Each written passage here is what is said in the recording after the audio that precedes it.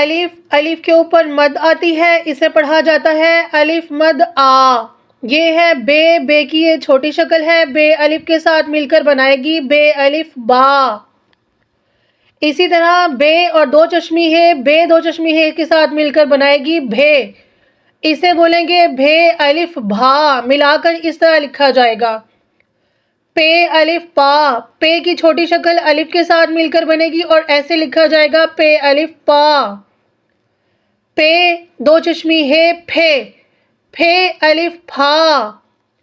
تے الف تا، تے ہے کی بنی تھے، تھے الف تھا۔ ٹے الف ٹا، ٹے الف ٹا۔ ٹے ہے کے ساتھ مل کر بنائے گی ٹے ہے کی بنی ٹھے، ٹھے الف ٹھا۔